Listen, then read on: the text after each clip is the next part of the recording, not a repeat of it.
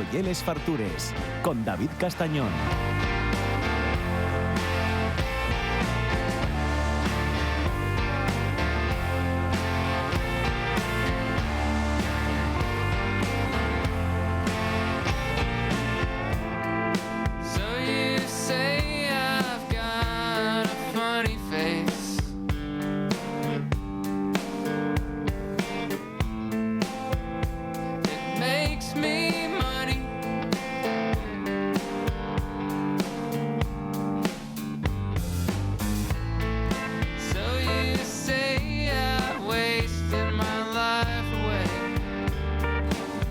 Bueno, acaba de confesarme Mario que esto es lo que más suena en el Chigre desde que abrió. La verdad es que lleváis abiertos que un año.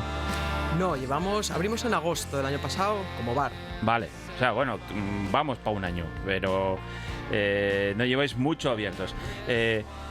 A mí estas historias en el mundo en el que vivimos, que haya tres valientes que deciden abrir una cervecería con fábrica de cerveza propia en un sitio turístico en Xixón, son historias que me presten por la vida y me fascinen. Creo que tienen un mérito enorme y, oye, cuando además ves que las cosas se fan bien con cariño y hay talento y trabajo detrás, pues qué menos que puedan venir aquí a contarlo. Estamos hoy con Mario de cervecería o cerveza Limbo, que seguro que ya os suena por verlo ahí apegado en la playa de San Llorenzo en Xixón, y que espero que vayáis allí y tomáis unos cuantos pintes de la cerveza y de alguna más que tienen por ahí que es muy buena. ¿Qué tal, Mario? ¿Cómo estás? Muy bien. Bueno, cuéntame cómo nació esta chifladura, porque entiendo que todo esto que acabo de contar no fue nada fácil de llevar a cabo. Nació como una chifladura, sí. Vale. La verdad es que yo llevaba muchos años viviendo fuera de Gijón, yo soy de Gijón, pero me fui a estudiar ya y luego en una cosa por ahí y otra nunca volví a vivir en Gijón hasta que cumplí 40 años, justo. Entonces fue un poco, yo creo, sí. crisis de los 40. O me compro una moto y una chupacuero o monto una fábrica de cerveza, ¿no? Algo así. Yo había empezado a hacer cerveza en casa, bueno, como tanta gente con nuestros kits y tal, pues igual hace, no sé, 10 años o algo más. Y mi hermano, por su parte, que también estaba viviendo fuera de Gijón y tal, también empezó a hacer cerveza, ¿no? Los dos a la vez, íbamos ahí intercambiando ideas y tal. Y bueno, siempre decíamos, si algún día acabamos en Gijón, hay que montar algo, tenemos que hacer algo así y tal. Y yo creo que, bueno, poco a poco íbamos ahí y cuadró que, bueno, por temas familiares acabamos los dos aquí y nos lanzamos ahí. Pero con dedicación exclusiva o compaginando un más poco... o menos. Yo tengo dedicación exclusiva, vale. Y mi hermano y mi mujer, que son los otros dos socios, tienen sus propios trabajos, mucho mejores que este, y que nos permite pues abrir esto y hacer las cosas con un poco de tranquilidad también. Vale. Ahí tenemos mucha suerte en ese sentido, de que bueno, no es una cosa que tenga que funcionar desde el día uno. Si funciona cuanto antes mejor, claro. pero bueno, no teníamos ese apremio, ¿no? De mañana tiene que estar esto lleno. ¿Dónde estáis? Para que la gente lo sepa. Estamos en la calle Ezcurdia, en el muro, entre las escaleras 6 y 7, más o menos. O sea, muy céntrico y muy turístico, ¿no? Sí, más turístico de lo que queríamos en principio, pero bueno, fue el sitio que encontramos y como sitio guapo, pues es guapísimo. Tenemos una vista a la mar, una ventana allí muy grande y la verdad es que... Y es verdad que a mí la sensación que me da desde fuera y viendo otros negocios, el muro de Xixón y una cosa y un arma de doble filo, porque la gente pasa más por la otra acera, ¿no? Hay que empezar a acostumbrarlos a que vaya más por la vuestra. Sí, nosotros además no tenemos ningún paso de peatones muy cerca y ahí ya se ensancha un poco más aquello y sí, es verdad que no pasa tanta gente justo por delante de nosotros, pero bueno... Pero tenéis una entrada luminosa que tú... ya que yo el otro día pasé en coche por allí y tú veías ya el anochecer tal, y de repente ¡pas! Ves ahí un lucezón y dices, coño, mírate están estos. Sí, no, la verdad es que es un sitio muy guapo y tenemos un ventanal enorme que mira allí al muro y muy contentos, la verdad. Abristeis allí, primero abristeis como Chigre. supongo que por permisos y... Sí, estábamos ese tipo de esperando cosas, ¿no? un par de papeles que se retrasaron un poco más y abrimos, pues eso, fue en agosto, muy perfil bajo, la verdad no le quisimos dar mucho bombo, sino más bien empezar a rodar la cosa un poco porque no sabíamos muy bien lo que estábamos haciendo. Empezar Y- a rodar la cosa en agosto en Sison. Maravilloso, ¿no? Fue aquello. Pues a ver, tampoco te creas que tuvimos ahí un aluvión de gente, ¿eh? Vale. La verdad, como tampoco hicimos nada de promoción, ya estaba el verano muy en curso, pues sí, a ver, el Día de los Fuegos nos entró bastante gente y tal, que no sabían qué era aquello y yo intentaba explicar un poco. Y luego empezamos a fabricar cerveza finalmente en noviembre. Ujú. Y entonces ya desde, bueno, sacamos las primeras cervezas a finales de noviembre, primeros de diciembre, y ya desde entonces está todo el concepto, digamos, en marcha. Y es maravilloso porque por la propia fábrica tenéisla allí también. Sí, aquí aprovechamos un local que era bastante grande, tenía una cocina muy, muy amplia, con todo ya muy montado, y para montar una fábrica muy pequeña, en lo que es el tamaño de una fábrica de cerveza, estamos haciendo lotes de hacia 250 litros. Vale, pero... Entonces tenemos ahí un equipo pequeñín y está justo detrás de la barra de donde servimos. A ver, tenéis un par de fermentadores, lo cual os va permitiendo ir como de elaboraciones de 2 en 2, casi, ¿no? Sí, sí, sí, Vale. más o menos. Tenemos 2 fermentadores un poco más grandes y luego alguna cosa más pequeña para hacer, bueno, experimentos y cosas que sé que se van a vender muy mal, pero que queremos ir haciendo poco a poco. Y sí, sí. Pero daste cuenta de que entrasteis ya a lo grande, porque lo normal sería, bueno, vamos a abrir el chigre, vamos a empezar con esto de este mundo de la cerveza que es complicado, vendelo, hay que casi hacer pedagogía con la gente, con cada cerveza que está explicando para contar todo el proceso que hay detrás. Vosotros ya casi de mano apostasteis por vuestra cerveza y por las que veo que no son les vuestres, apostáis también por un mercado, un target un poco distinto de las cervezas que suele haber por ahí, ¿no?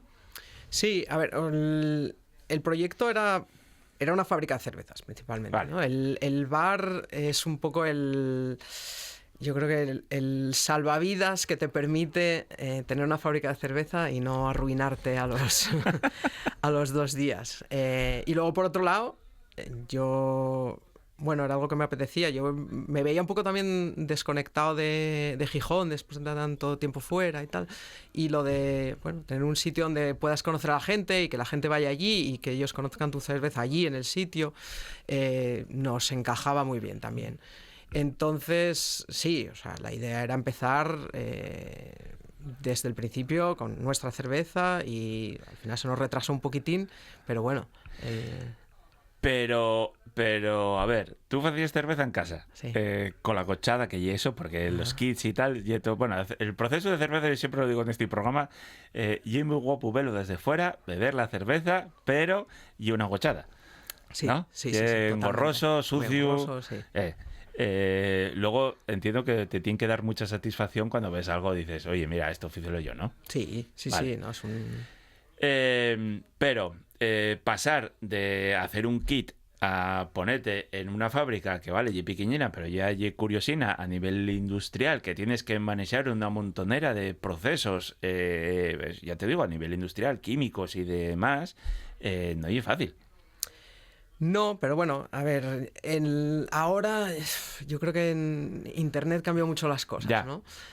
Yo cuando empecé a hacer cerveza, pues sí, ya puedes leer lo que está haciendo todo el mundo. Y en el mundo de la cerveza artesana hay mucha transparencia, yo creo, ¿no? Es muy fácil saber recetas, procesos, la gente comparte mucho, ¿no? Y pregunta y responde, y nosotros lo hacemos así, nosotros lo hacemos así. Y entonces, bueno, el cambio obviamente es muy distinto, todo tienes que hacerlo con mucha más precisión y seriedad y tal, pero bueno, a esta escala todavía se asemeja un poco Ujú. a lo que es cómo empiezas, ¿no? Haciendo 6 litros de cerveza, lo que sea, que yo Claro. empecé haciendo en un piso enano y eso, dejando la cocina hecha una guarrada. Y bueno, sí, tampoco es tan complicado. Vale. Una de las cosas buenas que tiene tener la cerveza ahí pegada a tu al local es que la cerveza es fresquísima. Y uno de los problemas que muchas veces tiene esta cerveza, cuando llega aquí y nosotros la bebemos, yo qué sé, que te vienen de Estados Unidos o que te vienen del norte de Europa o donde sea, y es precisamente que el lúpulo, que lleva un conservante, pero cuando pasa X tiempo, esa cerveza va perdiendo mucha frescura. Y hay sabores, yo qué sé, más metálicos, de otro tipo. Este punto de ir a cervezas más fresques, yo creo que es uno de los grandes atractivos, aparte de lo buena que te, y de los grandes atractivos que puede tener vuestro local. Sí, yo creo que es el tener una cerveza que está recién hecha. Hacemos lotes muy pequeños, con lo cual los lotes acaban rápido, no vas a tener cerveza que está allí un montón de tiempo. Obviamente tiene sus complicaciones, que es que lleva el mismo trabajo hacer 250 litros de cerveza que hacer 2.500. Entonces, claro, curramos mucho.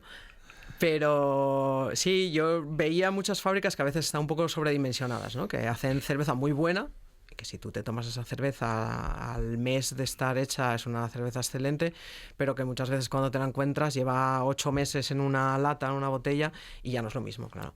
Y tener un sitio donde puedas servirlo tú directamente y estás controlando también, tú sabes exactamente cómo está la cerveza que estás vendiendo, no pasa por varias manos hasta que llega a un sitio, sabes cómo se conservó. Yo creo que sí, que... Casi puedes poner una manguera hasta el grifo de cerveza, ¿no? Sí, hay alguna complicación técnica y fiscal con esos temas. Sí. Lo desconocía completamente eso. Bueno, hay todo el tema de los impuestos especiales del alcohol, pues está muy reglamentado cómo se tiene que mover los líquidos, dónde tienen que estar y demás. Pero bueno, sí, yo a la larga me gustaría, si podemos... Pues conozco algún Jäger de sidra que va enchufado directamente, que... yo a la larga me gustaría mucho, si sobre todo vemos que hay un par de estilos que vendemos mucho más volumen que otros y demás, pues instalar un par de tanques de servicio desde los que podamos servir directamente, no andar embarrilando y demás, sino que directamente desde ese tanque podamos meter ahí los 200 o 250 litros y servirlo todo desde ahí directamente. Claro, porque si te quitas embarrilar y limpiar los barriles, que lleve un trabajo abegoso, pues... Sí, no, estaría muy bien. Vale. Bueno, cuéntame un poco, ¿qué cerveza hacéis? Pues hacemos un poco de todo. Vale. Yo creo que si hay un hilo un poco lo que hacemos es que nos gustan las cervezas de graduación más baja en general. Nos gusta hacer estilos también un poco más humildes, digamos, ¿no? De estilos que igual no se ven mucho en la cerveza artesana porque son menos impactantes o menos, pues, hacer bitter inglesa, ¿no? Hacer una saison, una cerveza belga muy seca y, bueno, muy sencilla en ese sentido. Pero bueno, somos, al final lo que tenemos es un taproom en el que tienes que tener un poco de todo, entonces estamos haciendo de todo. Hasta ahora llevamos hechas 6 cervezas, todas diferentes, y bueno, pues hicimos desde un IPA así muy moderna, muy turbia, a una IPA muy clásica, a una bitter, a una porter, entonces bueno, vamos... Pero lo que dices yo creo que está bien porque a veces muchos cerveceros faen cerveza pensando en el friki cervecero, ¿no? Y no en el público general. Y eso al final está bien porque el friki cervecero consumimos. Yo me considero ahí en ese gremio. Pero a veces nos olvidamos un poco también del público general. Y no voy a decir hasta que lo tratemos con desprecio, pero puede ser y en plan, sois unos no iniciados en este mundillo, ¿no? Y yo creo que hay que abrir esas puertas porque ahí es donde está la supervivencia del sector.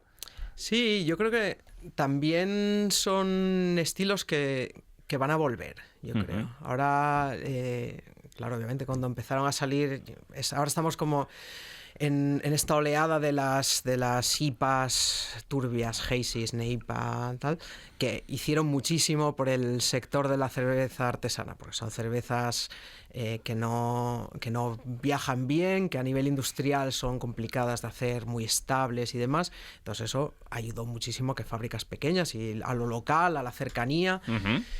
Pero yo creo que también la gente... los que somos frikis y llevamos tomando estas cervezas bastantes años, yo creo que también va a haber un poco irse al otro lado, ¿no? Unas cervezas más clásicas, que más de andar por casa, ¿no?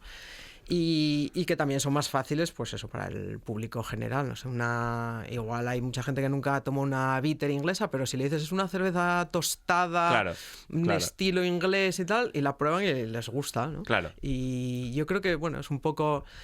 Obviamente, a ver, ahora mismo en una fábrica pequeña como la nuestra y tal, pues tendría más sentido hacer solo dobles IPAs, seguramente, porque la gente que va allí pues le gusta mucho probar cosas nuevas, probar cosas, pues eso, un poco impactantes, ¿no? Mucho lúpulo, mucho alcohol, tal. Pero hay muchas fábricas haciendo eso y muy buenas, ¿no? Claro. Aquí en Asturias mismo hay fábricas haciendo ese estilo de cerveza muy, muy bien. Y bueno, me gustan cervezas más igual que puedas beber un par de pintas en vez de beber una cañina, ¿tal? Y también creo que nos puede diferenciar un poco, ¿no? Son cervezas que nos gustan y que creo que a la vez pueden encajar. Bueno, y además en lo que decimos, en el sitio, en detalles, y es verdad que os va a picar un poco de cada palo y tener cosas bebibles. Que acabes en algún momento haciendo una Imperial Stout o una Barley Wine, vale, pero al final tienes que tener cervezas frescas y muy bebibles. Y ahí lo que decías antes, el tema de la acidez, del cual yo soy un defensor muy grande, porque creo que a los asturianos nos gusta la sidra ácida.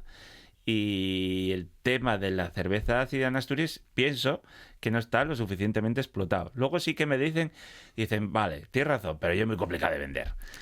Sí. Yo creo que sí. Creo que el paladar asturiano tendría que ser el primero en entender esas cervezas, pero es verdad que cuando la gente va buscando una cerveza normalmente no piensa en eso, ¿no? No piensa en la acidez, y nosotros es algo que queremos hacer sí o sí. Sobre todo cervezas ácidas, digamos, de fermentaciones lentas y largas, ¿no? Hay, digamos, dos grandes ramas. Hay la rama de las Berliner Weiss y estas cervezas más lácticas, ¿no? Son muy frescas, son igual más fáciles de beber.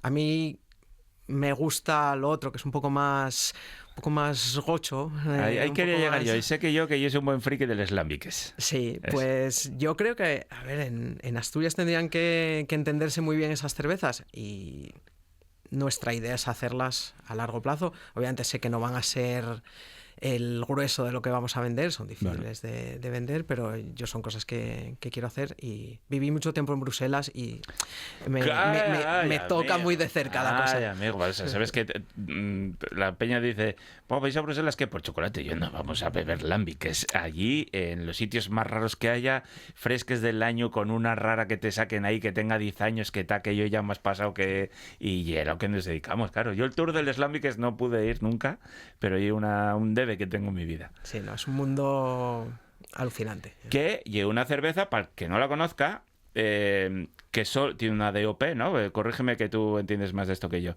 En los alrededores de Bruselas, y se elabora de una forma práctica, o sea, muy parecida a cómo se elabora la sidra asturiana. Se deja fermentar en los meses de invierno. Sí, es una fermentación espontánea, es decir, fermenta con...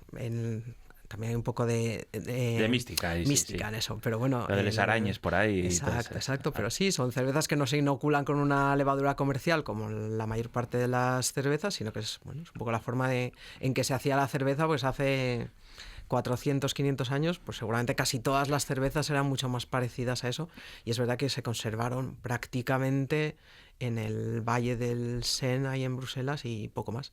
Ahora obviamente se hacen en muchos más sitios, y se hacen... no decir igual de bien, pero casi en otros países lejanos que no tienen nada que ver, y se hacen cosas muy chulas. Pero bueno, aquello es lo auténtico, lo de verdad. Y para el que también conozca ese mundo, son botellas de poca producción exclusiva por las que el resto del mundo nos pegamos y llegamos a pagar buenas cantidades de dinero. O sea, en plan, una botella de 75 centilitros, pues tranquilamente puede valer 40, 80 euros, ¿no? Sí. Eso. Es un poco el el Borgoña de las cervezas. Efectivamente. ¿No? Sí. Por eso digo que yo aquí creo que no se bebe más por desconocimiento, lo cual a mí me beneficia porque podemos acceder a beber más nosotros, ¿no? Pero... Sí, aquí, a ver, aquí tenemos mucha suerte que hay mucha gente que sabe de ello y tiendas y bares que lo cuidan y que nos los traen, sí. Hay pocos sitios donde tengas una oferta como la que hay en Gijón, en Asturias. Eso es verdad que nos lo dicen, ¿eh? Que bueno, las grandes cervecerías que tenemos, que a eso iba ahora, ¿no? Asturias es un paraíso cervecero, no hay que lo digamos nosotros, y que cualquier cervecero que venga de fuera siempre nos lo dice, es alucinante, y es verdad que, bueno, en España está Barcelona, pero muchos años casi estábamos por delante de Madrid, lo cual es una cosa fascinante. Ahora ya no, evidentemente, pero bueno, que queremos mucho la cerveza y la bebemos mucho. A la vez, estamos viviendo una crisis en el sector en cuanto a las fábricas de cerveza, que ahí se está penetrando y se están cerrando muchas. ¿No te parece una locura abrir lo que abristeis vosotros? Sí y no, pero... a ver, la crisis de los 40. Exacto. Claro, yo esto llevo con ello en mi cabeza bastante tiempo, ¿no? Y obviamente si hubiésemos abierto hace 6 o 7 años, seguramente habríamos tenido unas perspectivas mejores, porque era un sector que estaba en un crecimiento grande. Pero bueno, es como todas las cosas. Hay, yo creo, fases, ¿no? Hay de repente un boom y luego pues se ajusta la cosa. No sé, te vas a sitios donde igual ya tuvieron estas experiencias antes, y en Estados Unidos hubo un boom en los 80 y luego una bajada, y luego hay finales de los 90, principios de los 2000 otro, y luego es verdad que a partir de 2012, 13, 14 hasta la pandemia, diría, hubo una explosión en todo el mundo, que además fue un poco a la vez, ¿no? No fue que empezasen los americanos y todo el mundo viniese años después, no, fue a los 2 o 3 años estaba en todas partes. Eso, muy marcada por esas cervezas diferentes que se empezaron a hacer, muy frescas, muy lupuladas y que tienen que venderse cerca y tal. Y lo de la locura, pues... A ver, como todo, no sé, todo es o lo fais o no lo fais, complicado, tienes que hacerlo. Yo creo que eso, la idea de poder vender nosotros directamente la cerveza te cambia un poco la perspectiva. Yo sí veo y admiro mucho quienes abren una fábrica de verdad ahora, porque me parece muy complicado. Tienes que competir con fábricas que están ya muy establecidas, que son grandes, que hacen muy bien las cosas y que obviamente a precio no vas a poder competir con ellos. Y bueno, es difícil. Y yo sí que creo que el tema de ir a brewpubs como el tuyo, más pequeñinos, donde casi se consuma un porcentaje muy alto de la cerveza que produces tú, yo creo que esos locales así más artesanos, más ahí tienen mucho que decir. Y en Asturias, y es verdad que esa parte, salvo Curusera, no se me ocurre mucho más que lo tengan. Sí, yo creo que a la gente también le gusta ver quién hace esa cerveza, claro, dónde la hace, cómo lo hace, y si eres un poco, no sé, honesto, obviamente no pretendemos que ser una gran productora que hacemos unas cosas increíbles, ¿no? Bueno, es un poco andar por casa, pero bueno, es nuestro andar por casa, que estamos aquí, que tú lo puedes ver y que si te gusta la cerveza y tal, pues yo creo que lo vas a valorar. Y sí, yo creo que es un formato a veces un poco complicado, porque obviamente pues, estar en el centro de una ciudad o lo que sea tiene sus limitaciones, porque al final una cervecera pues es una industria. En cuanto pasas a una cierta escala, pues estás moviendo grandes cantidades de materiales y demás. Entonces, sí, claro, yo cuando me traen malta y tengo que bajarla saco a saco por las escaleras al almacén que tenemos y tal, pues claro, echo de menos no estar en un polígono. Pero creo que el que la gente pueda ir andando a tomar una cerveza a nuestro bar y que no tenga que coger el coche e irse media hora hasta eso, pues cambia las cosas, ¿no? ¿Y si entran y te piden una MAU, una Estrella Galicia?